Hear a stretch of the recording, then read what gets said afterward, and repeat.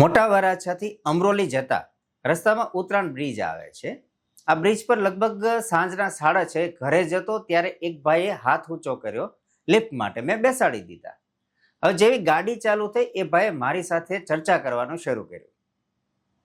શરૂઆતમાં તો નોર્મલ વાતો થઈ. પછી એમણે કીધું એક જ્ઞાતિનું નામ લીધું જે હું અહીંયા નહીં લઉં, કે આ લોકો તો ફાટી ગયા છે, ફાટા ફરે છે, બહુ રૂપિયો કમાણા છે, મારાથી પછી રહેવાય નહીં. એમણે ઘણું બધું કીધું પણ મારાથી રહેવાય નહીં. એટલે મેં કીધું કે વડીલ, એ લોકો પાસે આજે જે કઈ સુખ સંપત્તિ છે, વૈભવ છે, જેને તમે કહો છો કે ફાટી ગયા છે, તો એનું કારણ છે એમની મહેનત.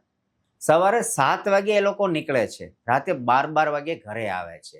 આખો દિવસ એ એમના ઘરે ફોન કરવાનો પણ સમય નથી કે એમના બાળકો શું કરે છે. સતત અને સતત સખત મહેનત કરે છે.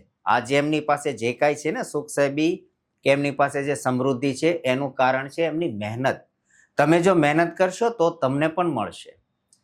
ક્યારેક ક્યારેક એવો વિચાર લાવે છે કે અમુક વ્યક્તિ પાસે બહુ સંપત્તિ હોય છે, સફળતા અમુક પાછળ અમુક વ્યક્તિ પાસે નથી. કારણ શું? તો કારણ કંઈક આવું જ હોય છે, આપણી વિચારધારા.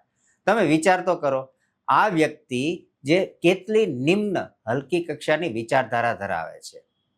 જે આગળ વધ્યા છે આપણા જ ભાઈઓ છે, જેમને પ્રગતિ કરી છે આપણા જ ભાઈઓ છે, ને ક્યાંક એમના થકી જ આપણું ઘર ચાલતું હોય છે. એટલે ક્યારેય પણ જે શબ્દો બોલીએ ને વિચારીને બોલવા, અને એ પણ અજાણ્યા વ્યક્તિ સાથે તો ખાસ ધ્યાન રાખીને બોલવું.